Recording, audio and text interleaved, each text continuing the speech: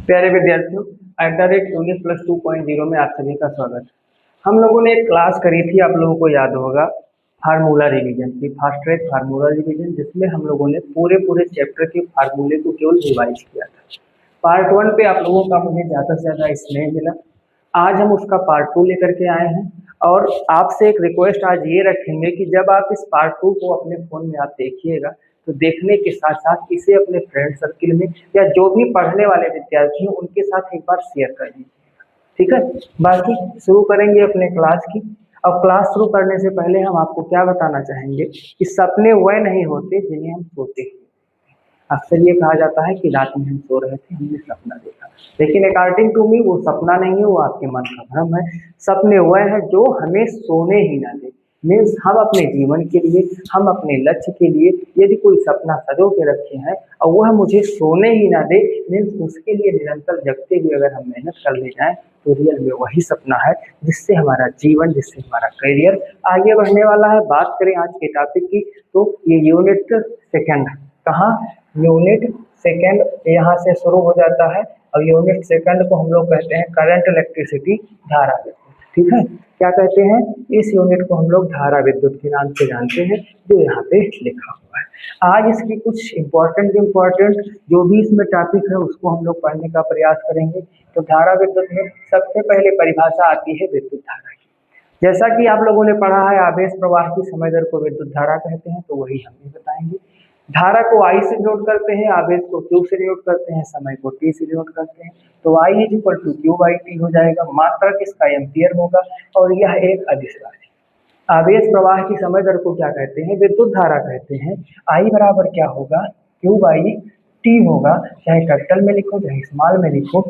एक चीज और, अगर यहाँ पे हमारा Q क्या हो जाए, 1 कूलम हो जाए और T क्या हो जाए, 1 सेकेंड हो जाए, तो हमारी जो I है वो क्या हो जाएगी, 1 एम्पियर। यानी 1 एम्पियर वह विद्युत धारा है जो किसी चालक में 1 कूलम आवेश को 1 सेकंड तक प्रवाहित करने पर उत्पन्न होती है। यह क्लास 11th में जब आप लोगों ने पढ़ा होगा फंडामेंटल यूनिट, तो उस यूनिट में जब एम्पियर की परिभाषा पढ़ी होगी तो आपने पढ़ा होगा 1 एम्पियर वह विद्युत धारा है जो अनंत लंबाई के दो सीधे समानांतर तारों में, जिनके बीच की दूरी क्या हो, 1 मीटर हो, प्रवाहित होने पर तार की प्रति एकांक लंबाई पर 2 × 10⁻⁷ न्यूटन का बल लगाती है। तो वह हमारी जो धारा होगी वो क्या होगी, 1 एम्पियर होगी। धारा क्या होगी, 1 एम्पियर होगी। आगे बढ़ेंगे, अगला इसमें जब हम धारा विद्युत पढ़ लेंगे तो आता है क्या, अपवाह वेग। अपवाह वेग से पहले इसमें आता है मुक्त इलेक्ट्रॉन। क्योंकि जो परमाणु होते हैं, परमाणुओं में बहुत सारे इलेक्ट्रॉन ऐसे होते हैं जो परमाणु से बाहर निकलकर अपने चालक की सतह पर या अपने धातु या अपने पदार्थ की सतह पर जो परमाणुओं के बीच रिक्त स्थान होता है, जिसे अंतरा आणविक अवकाश कहते हैं, में चलने के लिए स्वतंत्र होते हैं। तो इन स्वतंत्र इलेक्ट्रॉनों को क्या कहा जाता है, फ्री इलेक्ट्रॉन या मुक्त इलेक्ट्रॉन कहा जाता है। जब ये इलेक्ट्रॉन धातु की सतह पर गति कर रहे होते हैं तो बार बार एक दूसरे से टकराते रहते हैं और टकराने के बाद इनकी दिशा भी बदलती रहती है। ठीक है, दो क्रमागत टक्करों के बीच चली गई माध्य दूरी को या औसत दूरी को हम लोग क्या कहते हैं, माध्य मुक्त पथ कहते हैं। क्या कहते हैं, माध्य मुक्त पथ कहते हैं। और इन दो क्रमागत टक्करों के बीच में लिए गए औसत समय को क्रांतिकाल कहते हैं। औसत समय को क्या कहते हैं, क्रांतिकाल कहते हैं। माध्य मुक्त पथ को लैम्डा से डिनोट करते हैं और क्रांतिकाल को टाउ से प्रदर्शित करते हैं। अपवाह वेग क्या है, वैद्युत क्षेत्र के प्रभाव में, वैद्युत क्षेत्र के प्रभाव में इन आवेश वाहकों का या मुक्त इलेक्ट्रॉनों का जो औसत ऊष्मीय वेग होता है, उस ऊष्मीय वेग को हम लोग क्या कहते हैं, अपवाह वेग कहते हैं। इसे BD से प्रदर्शित करते हैं और ये small E capital E tau upon small M के इक्वल होता है। जहाँ स्मॉल ई क्या होगा, स्मॉल ई होगा 1.6 × 10⁻⁻⁹ कूलम। कैपिटल ई क्या होगा, वैद्युत क्षेत्र की तीव्रता होगी। टाउ जो है क्रांतिकाल होगा और यम क्या होगा, उस पदार्थ का द्रव्यमान होगा। ठीक, अगर बात करें कि विद्युत धारा और अपवाह वेग में क्या संबंध होता है, तो ये रिलेशन है I = NEABD। यहाँ अगर जो भी क्या कहते हैं अक्षर लिखे हुए हैं, स्मॉल ई क्या हो जाएगा, इलेक्ट्रॉन का आवेश हो जाएगा। ए उस चालक के अनुप्रस्थ काट का क्षेत्रफल हो जाएगा। BD क्या होगा, इलेक्ट्रॉनों का अनुगमन वेग होगा। और N क्या होगा, प्रति एकांक आयतन में उपस्थित मुक्त इलेक्ट्रॉनों की संख्या होगी। अच्छा, अगर आपसे कोई पूछे धातुओं में प्रति एकांक आयतन में उपस्थित मुक्त इलेक्ट्रॉनों की संख्या कितनी होती है तो आपका आंसर क्या होगा 10⁻29 प्रति मीटर क्यूब। यानी अगर हमारे पास में कोई धातु है जिसका आयतन 1 मीटर क्यूब है तो उसमें मुक्त इलेक्ट्रॉनों की संख्या क्या होगी, लगभग 10 की घात 29 के बराबर होगी। यही अगर हम इंसुलेटर या अचालक की बात कर लें तो इनमें जो ये मुक्त इलेक्ट्रॉन होते हैं इनकी संख्या क्या होती है, 0 होती है या लगभग 0 के बराबर ही होती है। बात करें आगे तो आगे क्या है, ओम का नियम है। कक्षा 10 में आप लोग पढ़ के आए हैं कि यदि किसी चालक की भौतिक अवस्था जैसे ताप और दाब में कोई परिवर्तन न किया जाए तो चालक के सिरों पर लगाया गया विभवांतर चालक में प्रवाहित धारा की अनुक्रमानुपाती होता है, जहां से हमको रिलेशन मिलता है V = RI या ठीक। प्रतिरोध जो है इसका मात्रक क्या होता है, ओम होता है। रेजिस्टेंस फैक्टर इसको प्रतिरोधकता कहते हैं, विशिष्ट प्रतिरोध कहते हैं, रो से डिनोट करते हैं। और ये जो हमारा प्रतिरोध होता है ये चालक की लंबाई के अनुक्रमानुपाती तथा चालक के अनुप्रस्थ क्षेत्रफल के व्युत्क्रमानुपाती होता है। दोनों को मिला देंगे तो R प्रोपोर्शनल L बाई ये हो जाएगा और जहां से हमको मिल जाएगा रो L बाई ये, जहाँ पे जो रो है वो चालक का विशिष्ट, रो क्या होगा, चालक का विशिष्ट प्रतिरोध होगा। आगे बढ़ेंगे प्रतिरोध की ताप पर निर्भरता। तो ध्यान दीजिएगा जितने चालक हैं चालकों का जब ताप बढ़ाएंगे तो प्रतिरोधकता भी क्या हो जाएगी, बढ़ेगी। ये टेम्परेचर है, ये क्या हो गया रेजिस्टेंस हो गया। जितने भी चालक होते हैं ताप बढ़ाने पर उनकी प्रतिरोधकता बढ़ती है, जिसका फार्मूला होता है RT = R0 1 + alpha delta T. जहाँ जो अल्फा है वो क्या है, क्षेत्रीय प्रसार गुणांक है, ठीक है। तो रेखीय प्रसार गुणांक क्या है, रेखीय प्रसार गुणांक। जो सेमीकंडक्टर होते हैं जिनको हम लोग अर्धचालक कहते हैं, ठीक है, जैसे जर्मेनियम हो गया, सिलिकॉन हो गया, इन सब की विशेषता क्या होती है कि इनका जब तक जैसे जैसे हम टेम्परेचर बढ़ाएंगे इनकी प्रतिरोधकता, टेम्परेचर अगर बढ़ाओगे तो प्रतिरोधकता और कम होती जाएगी। इसी कंडीशन पर जो है सुपर कंडक्टर बना हुआ है। क्या बना हुआ है, सुपर कंडक्टर बना हुआ है, जिसको हिंदी में अतिचालक कहते हैं। क्या कहते हैं, अतिचालक कहते हैं। कि ये कब कंडीशन आती है, जैसे मान लीजिए यहाँ हमने बताया कि टेम्परेचर बढ़ाने पर प्रतिरोध घटेगा, तो एक स्थिति ऐसी आएगी कि प्रतिरोध घटते 0 हो जाएगा। जब 0 हो जाएगा तो उस चालक का कोई प्रतिरोध नहीं होगा और उस चालक को हम लोग क्या कहेंगे, अतिचालक कहेंगे। इस घटना को सुपर कंडक्टिविटी या अतिचालकता कहते हैं। इसका उपयोग क्या किया जाता है, बड़े बड़े जो पावर हाउस होते हैं वहां से बिजली स्टोर करने के लिए इनका उपयोग किया जाता है। अगला है किरचॉफ का नियम। पहला नियम है संधि का नियम और दूसरा है पास का नियम। संधि के नियम में क्या है कि किसी संधि पर मिलने वाली समस्त धाराओं का बीजगणितीय योग क्या होगा, 0 होगा। यानी अगर किसी संधि पर कई सारी धाराएं आपस में मिल रही हैं तो उनका जो अलजेब्राइक सम होगा वो क्या हो जाएगा, 0 हो जाएगा। बंद पास का नियम क्या है कि बंद पास में सभी विभवांतरों का बीजगणितीय योग 0 होता है। या आपने ये भी पढ़ा होगा कि समेशन ऑफ E = क्या होता है, समेशन ऑफ IR। यानी कि किसी भी बंद पास में लगे विद्युत वाहक बलों का बीजगणितीय योग उसी बंद पास में प्रवाहित होने वाली धारा तथा उसके संगत प्रतिरोध के गुणनफल के बीजगणितीय योग के बराबर होता है। तो ये दोनों सेम है, चाहे विभवांतर करो चाहे ये करो, क्योंकि B बराबर क्या होता है, E - IR होता है, ठीक है। तो इसका इन दोनों को अगर जैसे इसको हम इधर ही ले आए तो summation of E - summation of IR = क्या हो जाएगा, 0। और ये अगर समेशन यहाँ से हम ले लें तो क्या हो गया, E - IR हो गया और E - IR को B कहा जाता है। तो वही यहाँ पे लिखा हुआ है कि बंद पास में सभी विभवांतरों का जो बीजगणितीय योग होता है वो क्या होता है, योग 0 होता है। अगला है व्हाइटस्टोन से। इसको इंग्लैंड के वैज्ञानिक व्हाइटस्टोन ने विकसित किया था। इन्होंने कहा था कि चार्ज प्रतिरोधों को किसी समांतर चतुर्भुज की भुजाओं के द्वारा प्रदर्शित किया जाए और प्रदर्शित करने के बाद इन प्रतिरोधों के एक भुजा पर गैल्वेनोमीटर लगा करके दूसरी भुजा में धारा प्रवाहित की जाए तो अगर ये संतुलित अवस्था में हो जाएंगे तो संतुलित अवस्था में क्या हो जाएगा, गैल्वेनोमीटर में विक्षेप 0 होगा। संगत भुजाओं पर लगे प्रतिरोधों का अनुपात क्या होगा, समान होगा, P/Q = क्या होगा, R/S होगा। अब ये कह रहे हैं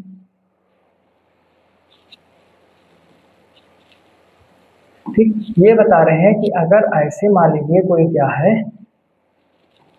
ये वाली लाइन हमको नहीं बनानी थी, ठीक। यहाँ पे गैल्वेनोमीटर लगा हुआ है और इस पर रेजिस्टेंस लगा हुआ है। क्या लगा हुआ है? रेजिस्टेंस लगा हुआ है। तो जब इसमें हम बैटरी के द्वारा क्या करेंगे? धारा प्रवाहित करेंगे, तो संतुलन की अवस्था में इस बिंदु पर विभव और इस बिंदु पर विभव क्या हो जाएंगे? समान हो जाते हैं, जिससे इसमें कोई धारा प्रवाहित नहीं होती है। तो इन दो भुजाओं के प्रतिरोधों का अनुपात इन दोनों भुजाओं के प्रतिरोधों के अनुपात के बराबर हो जाता है। अगला इसमें है आंतरिक प्रतिरोध। ठीक है, जब मान लीजिए कोई सेल है हमारे पास, कोई क्या है? सेल है। तो सेल के लिए जो आंतरिक प्रतिरोध का फार्मूला होता है ये होता है R equal to E minus B upon B into capital R, या B equal to E minus I small r होता है। आंतरिक प्रतिरोध को स्मॉल आर से नोटेट करते हैं। ठीक है, अब यहाँ पे है ईएमएफ। ईएमएफ को क्या कहते हैं? सेल का विद्युत वाहक बल। सेल का विद्युत वाहक बल, ठीक है, इलेक्ट्रोमोटिव फोर्स। ये क्या होगा? खुले परिपथ में सेल के सिरों के बीच के अधिकतम विभवांतर। इसको आप ऐसे ही कह सकते हैं, एकांक आवेश को सेल सहित पूरे परिपथ में प्रवाहित करने के लिए सेल द्वारा दी गई ऊर्जा या सेल द्वारा ली गई ऊर्जा को हम लोग क्या कहते हैं? सेल का विद्युत वाहक बल कहते हैं। ठीक है, टर्मिनल विभवांतर क्या होगा भैया? टर्मिनल विभवांतर ये होगा कि अगर मान लीजिए परिपथ का कोई छोटा सा भाग है, उस भाग के लिए हम उस भाग में एकांक आवेश को प्रवाहित करवाना है, तो सेल के द्वारा जो ऊर्जा दी जाएगी अथवा ली जाएगी उसको क्या कहेंगे? टर्मिनल विभवांतर कहेंगे। आंतरिक प्रतिरोध क्या होगा? स्मॉल आर से यूनिट कहते हैं। जैसे विद्युत धारा के मार्ग में अवरोध उत्पन्न करने वाले कारक को प्रतिरोध कहते हैं, ऐसे ही जब सेल में धारा प्रवाहित किया जाता है तो सेल का जो पदार्थ होता है वह भी धारा के मार्ग में अवरोध उत्पन्न करता है, और इस अवरोधक कारक को हम लोग क्या कहते हैं? इंटरनल रेजिस्टेंस या आंतरिक प्रतिरोध कहते हैं, जिसे किससे डिनोट करते हैं? स्मॉल आर से डिनोट करते हैं। आगे बढ़े। इलेक्ट्रिक पावर एंड एनर्जी, विद्युत शक्ति और ऊर्जा। तो शक्ति क्या होगा? P बराबर V into I is equal to I square into R is equal to V square बटे आर। शक्ति का जो मात्रक है वो क्या होता है? वाट होता है। और एक चीज याद रखिएगा कि एक जो हार्स पावर है, हार्स पावर है वो 746 वाट के बराबर होता है। किसके बराबर होता है? 746 वाट के बराबर होता है। अगर उष्मा की बात करें तो यह चीज इक्वल टू क्या होगा? आई स्क्वायर आर टी होगा। क्या होगा? यह चीज equal to I square R T होगा, जो यहाँ पे उष्मा उत्पन्न होगी, जिसको हम लोग हीट कहते हैं। ठीक, बाकी यहाँ पे एक चीज और देख लीजिएगा, अगर हम विद्युत ऊर्जा की बात करें तो यहीं पे इसी चैप्टर में हमको KWH मिलेगा। जो ऊर्जा का मात्रक जूल होता है बहुत छोटा होता है, तो जूल का उपयोग हम लोग घरों की बिजली मापने के लिए नहीं कर सकते हैं। वहां पे हम लोग KWH, जिसको किलोवाट घंटा कहते हैं, क्या कहते हैं? किलोवाट आवर कहते हैं, यानी किलोवाट घंटा कहते हैं, का उपयोग करते हैं। और एक KWH बराबर होता है 3.6 गुणे 10 की घात 6 जूल के बराबर होता है। जैसे कि जिनके घर पे बिजली का मीटर लगा होगा, उनके घर पे जब बिल आती होगी तो घर वाले कहते होंगे इतनी यूनिट बिजली खर्च हुई या इतनी यूनिट बिजली खर्च हुई। तो ये जो वैल्यू लिखी हुई है 3.6 इंटू 10⁻6 जूल, इसी को एक यूनिट भी कहा जाता है। इसी को क्या कहा जाता है? एक यूनिट भी कहा जाता है। अब हम बढ़ेंगे अगले चैप्टर की ओर। अगला चैप्टर हमारा मैग्नेटिज्म का है, जिसमें गतिमान आवेश और चुंबकत्व की हम लोग बात करेंगे। जब गतिमान आवेश और चुंबकत्व पर पहुंचेंगे तो सबसे पहला आर स्टेट का प्रयोग आता है। आर स्टेट ने अपने प्रयोग में बताया था कि जो गतिमान आवेश है वह भी क्या उत्पन्न करता है? चुंबकीय क्षेत्र उत्पन्न करता है। सॉरी, जो चुंबकीय क्षेत्र है वो क्या करते हैं? विद्युत धारा भी। गतिमान चुंबकीय क्षेत्र जो है विद्युत धारा या परिवर्ती चुंबकीय क्षेत्र विद्युत धारा भी उत्पन्न कर सकते हैं। किसी चालक में प्रवाहित विद्युत धारा उसके चारों ओर चुंबकीय क्षेत्र उत्पन्न करती है। और स्टेट ने अपने प्रयोग में बताया था कि मान लीजिए ये कोई चालक है और इसमें धारा बह रही है, तो इसके चारों ओर क्या उत्पन्न होगा? मैग्नेटिक फील्ड उत्पन्न होगा। मैग्नेटिक फील्ड या चुंबकीय क्षेत्र उत्पन्न होगा। ठीक है, इसका की पॉइंट क्या था? धारावाही तार के पास कंपास सुई विक्षेपित होती है और दिशा दाहिने हाथ के अंगूठे नियम द्वारा ज्ञात की जा सकती है। यानी कि किसी धारावाही चालक में जब धारा प्रवाहित हो रही है तो जो चुंबकीय क्षेत्र उत्पन्न होगा वो चुंबकीय सुई को क्या करेगा? विक्षेपित कर देगा। अब इसकी दिशा दाहिने हाथ के अंगूठे के नियम से ज्ञात की जा सकती है, जिसको आप लोग मैक्सवेल का स्क्रू नियम भी कहते हैं। क्या कहते हैं? दाहिने हाथ के अंगूठे के नियम को मैक्सवेल का स्क्रू नियम कहते हैं। क्या कहते हैं कि यदि हम अपने दाहिने हाथ से किसी पेचकस को पकड़ करके किसी स्क्रू को घड़ी की सुई की विपरीत दिशा में कसें, यानी कि उसकी नोक जो है विद्युत धारा की दिशा में आगे की ओर जा रही हो, तो जिस दिशा में हमारा अंगूठा घूमेगा वही दिशा क्या हो जाएगी? चुंबकीय क्षेत्र की दिशा हो जाएगी। ठीक, आगे बढ़े। अगला क्या लिखा हुआ है, मैग्नेटिक फील्ड लाइन, चुंबकीय बल रेखाएं। तो जैसे आप लोगों ने चैप्टर 1 में वैद्युत बल रेखा पढ़ा था, ऐसे यहाँ पे क्या होगा, चुंबकीय बल रेखाएं होगी। ठीक है, चुंबकीय बल रेखाएं क्या होती है, उत्तरी ध्रुव से शुरू होकर के और दक्षिणी ध्रुव पे आकर के प्रवेश कर जाती है। ठीक है, ये क्या होता है, केंद्रीय वृत्त जो तार के केंद्र में स्थित होते हैं और दाहिने हाथ का नियम अंगूठा धारा की दिशा में, मूलिया क्षेत्र की दिशा में। मतलब कि अगर दाहिने हाथ का नियम ये जो है ये क्या हो जाएगा, धारा की दिशा में हो, और ये जो अंगूठा अंगुलियां क्षेत्र की दिशा में हो, ये धारा की दिशा में हो, तो इन पर जो बल लग रहा है वो इस दिशा में हो जाएगा। ठीक, फिर magnetic force and Lorentz force, आइए इसको देख लेते हैं। तो लॉरेंज बल क्या होता है, विद्युत और चुंबकीय दोनों क्षेत्रों में गतिमान आवेश पर लगने वाले बल को हम लोग क्या कहते हैं, लॉरेंज बल कहते हैं। इसका जो फार्मूला होता है ये होता है F equal to Q B B sine theta. ठीक, Q B B sine theta, जहाँ क्यू उस गतिमान आवेश का आवेश है, बी क्या होगा, उस गतिमान आवेश की वेलोसिटी है, और बॉय वाला जो बी लिखा हुआ है ये क्या हो जाएगा, चुंबकीय क्षेत्र। टोटल जो बल है, अगर हम इस दिशा में बात करें तो यहाँ पे अगर मान लीजिए विद्युत क्षेत्र और चुंबकीय क्षेत्र दोनों की बात करें तो विद्युत क्षेत्र में ये वाला बल लगेगा और चुंबकीय क्षेत्र में ये वाला बल लगेगा। ठीक है, ये जो लिखा हुआ है बी क्रॉस बी को बी बी साइन थीटा लिखा जा सकता है, और क्यू आगे लिखा हुआ है तो क्या हो जाएगा, Q B B sine theta हो जाएगा। ठीक, यानी अगर कोई चालक जिसमें इलेक्ट्रिक और मैग्नेटिक दोनों फील्ड है तो उस पर जो बल कार्य करेगा वो क्यू आप क्या होगा, T plus B B sine theta होगा, E plus B B sine theta होगा। चुंबकीय क्षेत्र में गति कैसी होगी, अगर भाई यहाँ पे कई चीजें हैं, यदि क्या करेगा, वो जो हमारा गतिशील पिंड है वो सीधा प्रवेश करेगा, 0 डिग्री पर प्रवेश करेगा तो सीधे चला जाएगा। अगर तिरछा प्रवेश करेगा चुंबकीय क्षेत्र से तो वो किस दिशा में होगा, अगर वो चुंबकीय क्षेत्र से तिरछा प्रदर्शित करेगा तो उसका जो आकार है वो कुंडलनी के आकार का होगा, फिर उसका जो आकार होगा हेलिक्स के आकार का होगा। लेकिन अगर कण चुंबकीय क्षेत्र में 90 डिग्री पर प्रवेश करेगा तो उसका जो आकार है वो उसका पथ जो है वो वृत्ताकार हो जाएगा। मान लीजिए ये कोई मैग्नेटिक फील्ड क्षेत्र है, अब इसमें कोई कण क्या करे, इससे 90 डिग्री पर जब प्रवेश करेगा तो 90 डिग्री पर इसमें इसका जो आकार है वो कैसा हो जाएगा, वृत्ताकार हो जाएगा। जब इस मैग्नेटिक फील्ड में वो कैसा प्रवेश करेगा, तिरछा प्रवेश करेगा, ऐसे तिरछा प्रवेश करेगा तो इसका आकार क्या हो जाएगा, सॉरी हेलिक्स के आकार का यानी कुंडलिनी के आकार का हो जाएगा। यहाँ पे अगर वृत्ताकार पथ होगा तो उसकी जो त्रिज्या है आर इक्वल टू क्या होगी, M B upon Q B होगी, M B upon Q B होगी। कैसे होगी, इसके लिए भैया अगर कोई चीज सर्कुलर मोशन कर रहा है तो उस पर एक बल लगेगा जिसको हम लोग कहते हैं अभिकेंद्र बल, एम बी स्क्वायर बटे आर, और इस पर जो चुंबकीय बल लगेगा एफ बराबर क्या लगेगा, क्यू बी भी लगेगा।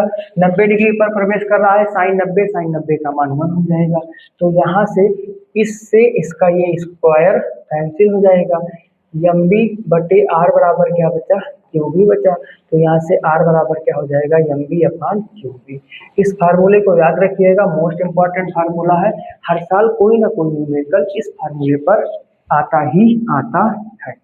आगे क्या लिखा हुआ है, बायो-सेवर्ट का नियम। बायो-सेवर्ट का नियम कहता है कि ऐसे मान लीजिए कोई सीधे धारावाही तार है तो इसके किसी सूक्ष्म अवयव के लिए जो चुंबकीय क्षेत्र होगा वो डेल्टा भी क्या करेगा, इसमें प्रवाहित धारा के अनुक्रमानुपाती होगा, इसकी अवयव की लंबाई के अनुक्रमानुपाती होगा, जिस बिंदु पर हम चुंबकीय क्षेत्र निकाल रहे होंगे उसकी दिशा के कोज्या के अनुक्रमानुपाती होगा, और बीच की दूरी यहाँ से यहाँ की जो दूरी होगी इसके वर्ग के अनुक्रमानुपाती होगा।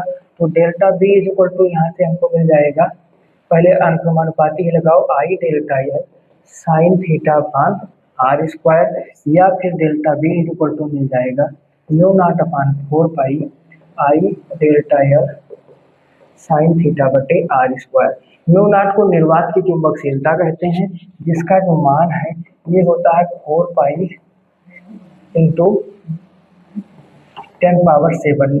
ठीक है, आइए देख लेते हैं, यहाँ पे ये लिखा हुआ है क्या, D B is equal to mu not upon 4 pi I D L sine theta बटे आर स्क्वायर। हमने डेल्टा लिया था, इन्होंने क्या ले लिया, डी ले लिया, जो हम अभी वहाँ पे कहे थे वही वाला है। ठीक है, आगे बढ़ेंगे तो अब क्या लिखा हुआ है, amperes critical law and ampere का परिपथीय नियम। एम्पियर का परिपथीय नियम, जैसे आप लोगों ने गास का नियम पढ़ा है, ऐसे ही मैग्नेटिक में जो है इलेक्ट्रोस्टैटिक में गास का नियम और मैग्नेटोस्टैटिक्स में किसका नियम है, एम्पियर का नियम। एम्पियर का परिपथ नियम क्या कहता है कि बंद लूप के चारों ओर रेखीय समाकलन म्यू नॉट आई के बराबर होता है। ठीक है, इसका मतलब integral B D L is equal to क्या होता है, म्यू नॉट आई के बराबर होता है। इनके कहने का मतलब क्या है कि किसी बंद परिपथ में चुंबकीय क्षेत्र का रेखीय जो समाकलन होगा उस परिपथ से गिरी कुल धारा का म्यू नॉट गुना होता है। ठीक है, अगर हम सोलेनाइड के लिए निकालेंगे तो बी इज इक्वल टू क्या हो जाएगा, म्यू नॉट एन आई हो जाएगा। क्या हो जाएगा, B is equal to mu naught N I हो जाएगा। ठीक, बी इज इक्वल टू हो जाएगा म्यू नॉट एन। ठीक, तो आज के लिए इतना ही, धन्यवाद। अगर आपको ये सेशन अच्छा लगा होगा तो इसको शेयर करिएगा, और अगर कहीं भी आपको डाउट लगा होगा तो वो क्वेश्चन कमेंट करके जरूर पूछिएगा। ठीक है, कहीं भी आपको डाउट लगा होगा तो कमेंट करिएगा। बाकी इसकी डिटेल क्लास आपके इसी YT चैनल @UNIT+2.0 पर प्रोवाइड करवाई जाएगी with derivation, with numerical and with important MCQ, साथ में PYQ भी रहे।